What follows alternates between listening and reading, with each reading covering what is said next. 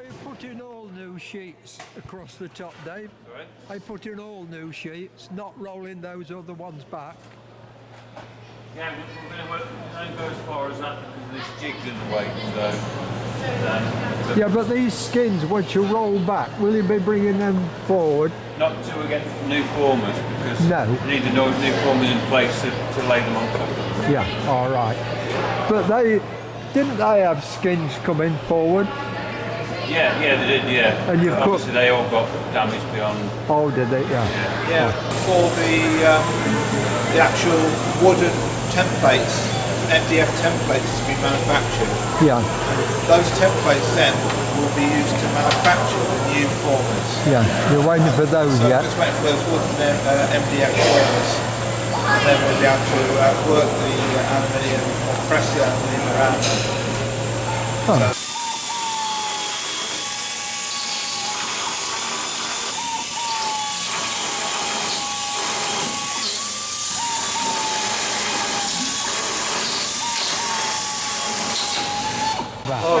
Sorry about that, chaps. Yeah, sorry to disappoint everybody, but I have returned. I have returned, yes. Good. How are you, Neville? Oh, I'm fine, thanks. Yes. Now? Tell him not to ask me about the caravan.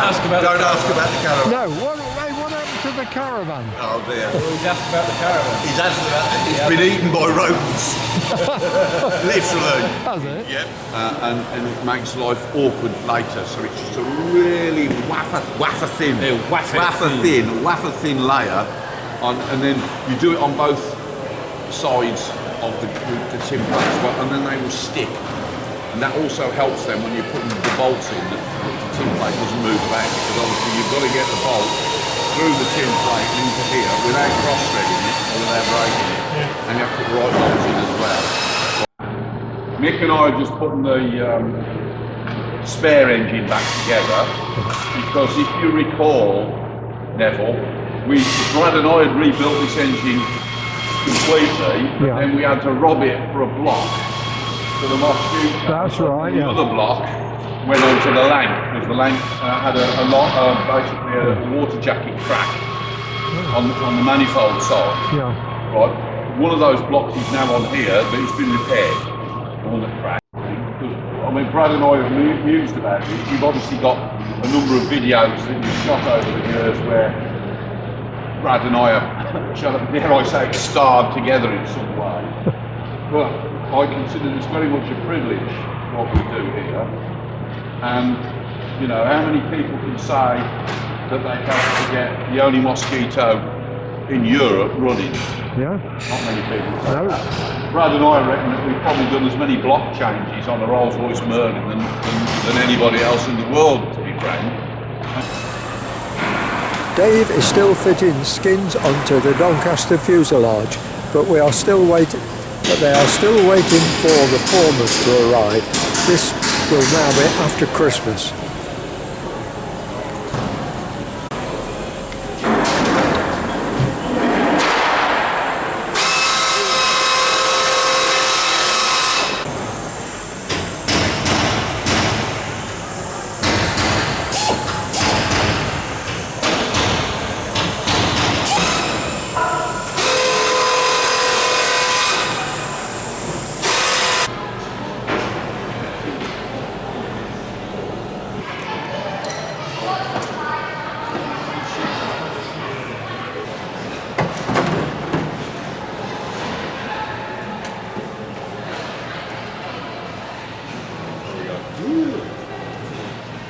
Just over another.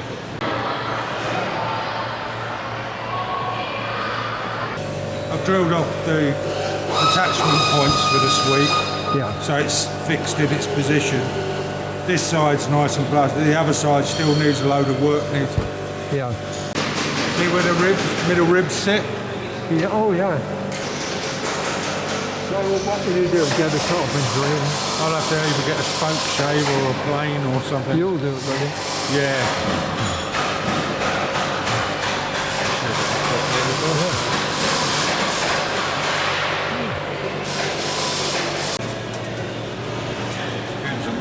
Oh, that's right, where the sweep is at the top.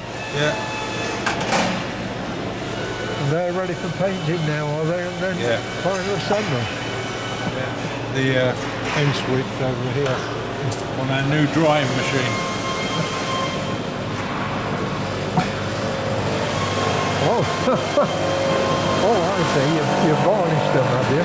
Or lacquered them? It gets a nice bit of warm air comes out of the compressor. It's about the only warm place in the hangar. So when it runs it, they're the cooling radiators. Yeah. So all the hot air comes out. So ideal place for drying that. It is, isn't it?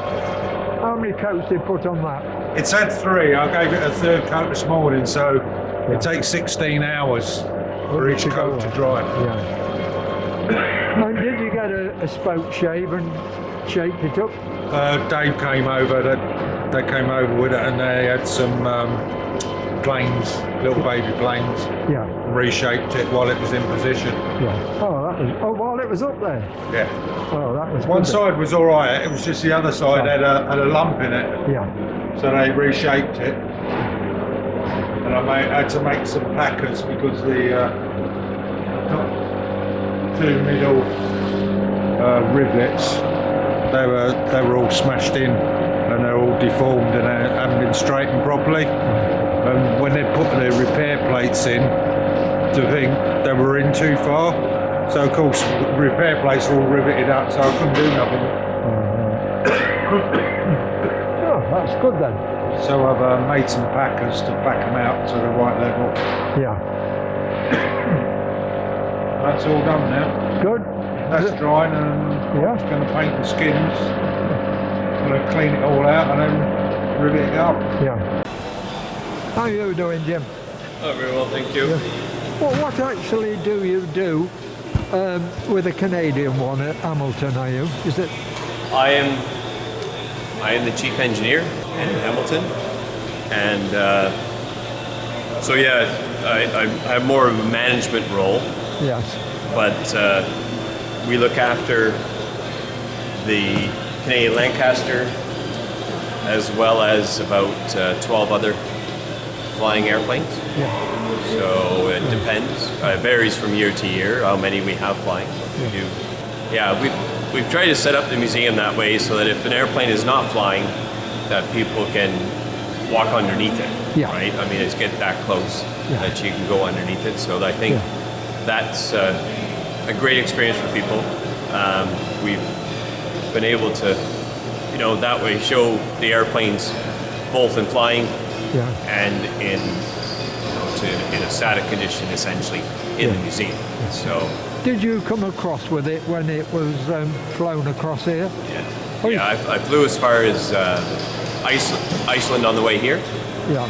And then some other people took a turn, let's say, because I'm not a flight engineer per se. I mean, I don't do that role. No. I look after the maintenance works for that airplane and other airplanes. Oh, good. Very interesting. Still the panel that I started last week, Yeah, it's come along well. Yeah. I'm just about ready to start fitting it back to the airplane. Yeah. So that's why I'm back and forth quite a bit, but you get good exercise. Yeah. But These are the anchor nut strips, are they? yes, these are the anchor nut strips. There's two types. And really the only difference is these are 1 inch spacing. Yeah. These are 3/4 inch spacing. And so when they drilled these holes along the edge, they did follow very close to a 3/4 inch spacing. Varies slightly. The good thing is these float, right? So these nuts can move. Yeah. So they drill the holes quite large in the piece, right? Yeah. And then the nut can sort of adjust to any misalignment of holes. Yeah. And as you can see, I've drawn a straight line through the old panel, the holes that were transferred from the old panel, and they do wander a little bit, but that can be made up by that nut plate rail. So it's a very useful thing when you're switching, in this case, from a riveted panel to a screwed-on panel. This is by far the best way to do it. So I've been able to make use of some of this in the cross section, Oh yeah. But yeah. some of those are 1 inch spacing, not all of them. But it does save you some time. But of course, there's no access behind this panel once it's in place, right? There's no way to put any kind of a nut or a simpler fastener on the back side. So you have to have everything in place before you install it. So good. Yeah, still have to put the gusset pieces on top, which match up to those as well. The stiffener pieces to keep it from cracking when it's on the airplane. But yeah, coming along. This is still putting a top up to tight strength down the middle. Right? That's right. Yeah. So the top, that section now it's rigid along its length.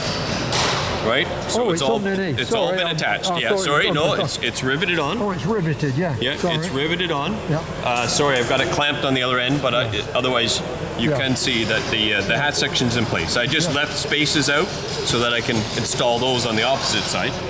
Yeah. And that's how it all goes together. Yeah. All right, good to talk to you. Yeah, very good. Thank you.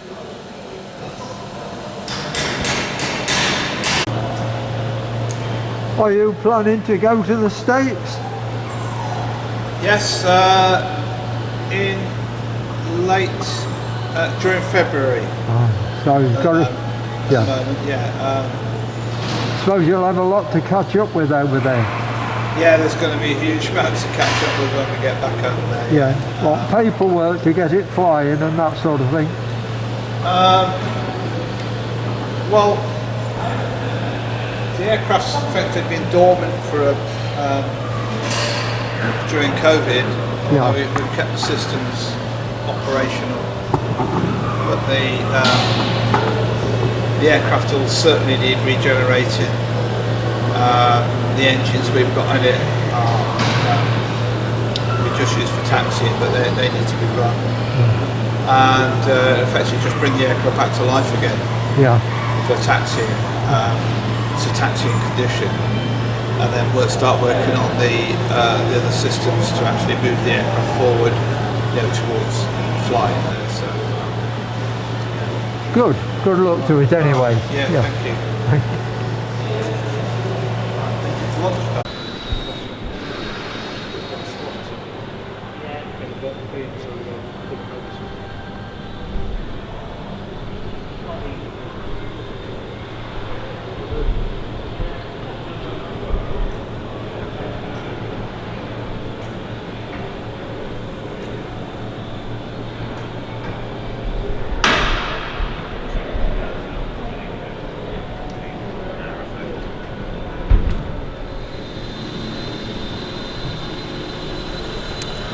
The French wing is being fitted into the jig, but it's not secure.